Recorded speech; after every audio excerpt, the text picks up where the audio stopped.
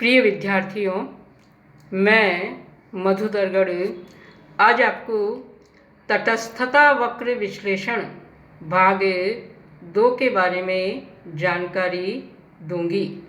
तो आज मैं आपको तटस्थता वक्र रेखाओं की विशेषताएं या गुण या प्रकृति या लक्षण के बारे में बताऊंगी। तो आइए विस्तार से आज लेते हैं तटस्थता वक्र रेखाओं की विशेषताएं या गुण या प्रकृति या लक्षण क्या हैं। पहला है, तटस्थता वक्र के प्रत्येक बिंदु पर दो वस्तुओं के विभिन्न संयोग समान संतुष्टि को बताते हैं। तो आप जानते ही हैं कि तटस्थता वक्र का जो प्रत्येक बिंदु है यह दो वस्तुओं के विभिन्न संयोगों को बताता है जिनसे उपभोक्ता को समान संतुष्टि मिलती है। जैसे कि ये डायग्राम बना हुआ है। इस डायग्राम में देखिए, एक्स अक्ष पर है एक्स वस्तु, वाई अक्ष पर है वाई वस्तु। जैसे पी बिंदु कोई है तो इस पी बिंदु पर एक्स वस्तु की है 1 इकाई और वाई वस्तु की है OA मात्रा। तो इस पर जो संतुष्टि है वही संतुष्टि Q बिंदु पर प्राप्त होगी और उतनी ही संतुष्टि R पर मिलेगी और S बिंदु पर भी उतनी ही संतुष्टि मिलेगी और T बिंदु पर भी उतनी ही संतुष्टि मिलेगी। तो इस तरह से तटस्थता वक्र के प्रत्येक बिंदु पर दो वस्तुओं के विभिन्न संयोग समान संतुष्टि को बताते हैं। इसके बाद दूसरी विशेषता है, एक तटस्थता रेखा बाएं से दाएं नीचे की ओर गिरती है, अर्थात उसका ढाल ऋणात्मक होता है। इसका कारण है कि यदि उपभोक्ता X वस्तु की इकाइयाँ बढ़ाता है तो उसे Y वस्तु की इकाइयाँ कम करनी पड़ेंगी, तभी उसे विभिन्न संयोगों से समान संतोष मिलेगा। जैसा कि आप डायग्राम में देख रहे हैं, एक तटस्थता वक्र रेखा बाएं से दाएं नीचे की ओर गिरती है, जैसे ये ऊपर से नीचे की ओर गिर रही है। और इसका कारण यह है कि यदि उपभोक्ता X वस्तु की इकाइयाँ बढ़ाता है तो उसे Y वस्तु की इकाइयाँ कम करनी पड़ेंगी। अगर ऐसा नहीं करता है तो उसे समान संतोष नहीं मिलेगा। समान संतोष प्राप्त करने के लिए आवश्यक है कि X वस्तु की इकाइयाँ बढ़ाई जाए तो उसे Y वस्तु की इकाइयाँ कम करनी पड़ेंगी। इसके बाद तीसरी विशेषता है, तटस्थता वक्र रेखा मूल बिंदु की ओर उन्नतोदर होती है। तो ये मूल बिंदु है, इस मूल बिंदु के प्रति तटस्थता वक्र उन्नतोदर होता है। तटस्थता वक्र रेखा के मूल बिंदु के प्रति उन्नतोदर होने का अर्थ है कि जब एक उपभोक्ता तटस्थता रेखा पर बाएं से दाएं को नीचे की ओर चलता है तो वह X वस्तु की प्रत्येक इकाई को Y वस्तु की घटती हुई मात्रा से प्रतिस्थापित करता है। इस प्रकार तटस्थता रेखा का उन्नतोदर आकार घटती हुई सीमांत प्रतिस्थापन दर को बताता है। तो इस तरह से तटस्थता वक्र रेखा मूल बिंदु की ओर उन्नतोदर होती है। तो ये डायग्राम ले लेते हैं। इस डायग्राम में X अक्ष पर है X वस्तु और Y अक्ष पर है Y वस्तु। जैसे P बिंदु है, इस P बिंदु पर X वस्तु की है 1 इकाई और Y वस्तु की है OA मात्रा। यदि अब P बिंदु से Q बिंदु पर आता है तो X वस्तु की 1 इकाई बढ़ाई है, 1 से बढ़ा करके 2 की है, तो X वस्तु की 1 इकाई बढ़ी है और बदले में Y वस्तु की जो इकाइयाँ छोड़ी गई ये है AB के बराबर, अर्थात AB के बराबर वह Y वस्तु की इकाइयाँ त्यागता है। तो यहाँ पर सीमांत प्रतिस्थापन दर है AB। अब यदि वह Q बिंदु से R बिंदु तक आता है तो x वस्तु की 1 इकाई बढ़ाता है, 2 से बढ़ा करके 3 इकाई हो गई है, अर्थात x वस्तु की 1 इकाई बढ़ी है। और बदले में y वस्तु की जो इकाइयाँ छोड़ी गई है ये है BC के बराबर। तो यहाँ सीमांत प्रतिस्थापन दर है BC। अब यदि वह R बिंदु से S बिंदु पर आता है तो x वस्तु की 1 इकाई बढ़ी है और y वस्तु की जो इकाइयाँ त्यागी गई है ये है CD के बराबर।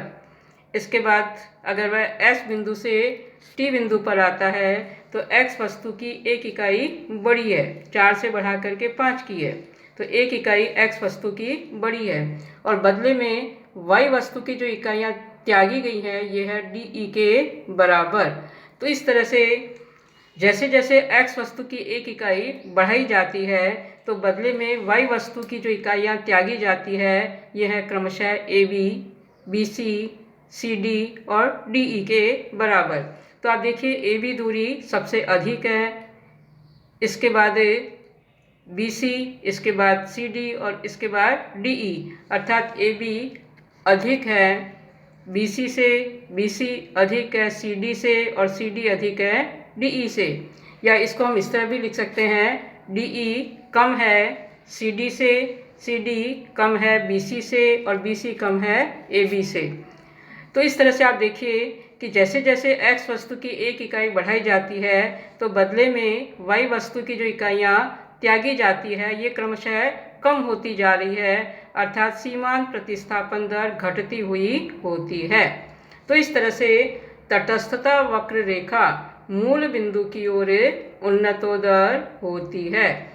तटस्थता वक्र रेखा के मूल बिंदु के प्रति उन्नतोदर होने का मतलब है कि जब एक उपभोक्ता तटस्थता रेखा पर बाएं से दाएं को नीचे की ओर चलता है तो वह x वस्तु की प्रत्येक इकाई को y वस्तु की घटती हुई मात्रा से प्रतिस्थापित करता है। इस प्रकार तटस्थता रेखा का उन्नतोदर आकार घटती हुई सीमांत प्रतिस्थापन दर को बताता है। तो यह है इसकी तीसरी विशेषता। इसके बाद चौथी विशेषता है कि कुछ परिस्थितियों में तटस्थता वक्र का आकार मूल बिंदु से उन्नतोदर न होकर भिन्न भी होता है। जैसे पहला इसमें हम लेते हैं कि जब दो वस्तुएं x तथा y पूर्ण स्थानापन्न होती हैं तो इन दोनों में सीमांत प्रतिस्थापन की दर स्थिर होगी तथा तटस्थता वक्र रेखा एक ऋणात्मक ढाल वाली सीधी रेखा होगी। तो पूर्ण स्थानापन्न वस्तुओं का मतलब ये है कि एक के स्थान पर पूरी तरह से दूसरी वस्तु हम प्रतिस्थापित कर सकते हैं। तो जब दो वस्तुएं पूर्ण स्थानापन्न होती हैं तो इन दोनों में सीमांत प्रतिस्थापन की दर स्थिर होगी और तटस्थता वक्र रेखा एक ऋणात्मक ढाल वाली सीधी रेखा होगी। ये डायग्राम है। इस डायग्राम में x अक्ष पर है x वस्तु और y अक्ष पर है y वस्तु।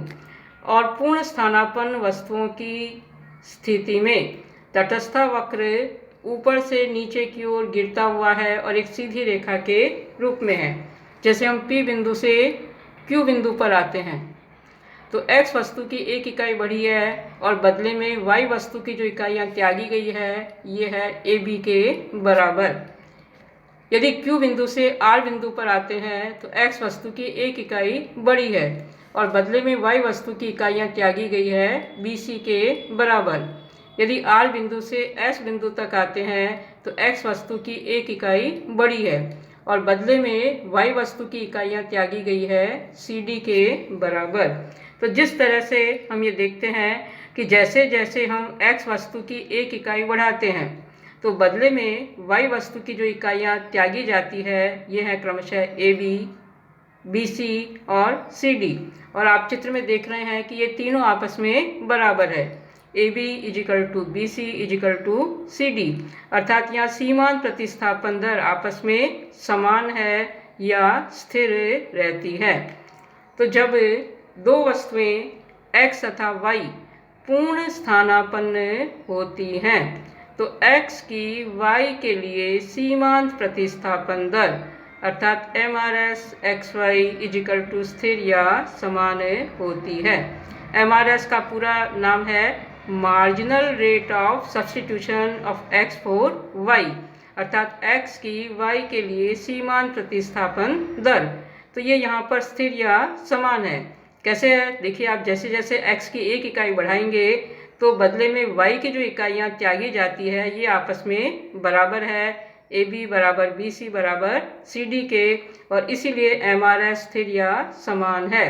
तो इस तरह से जब दो वस्तुएं x और y पूर्ण स्थानापन्न होती हैं तो इन दोनों में सीमांत प्रतिस्थापन की दर स्थिर होगी तथा तटस्थता वक्र रेखा एक ऋणात्मक ढाल वाली सीधी रेखा होगी। तो आज इतना ही, शेष अगली कक्षा में।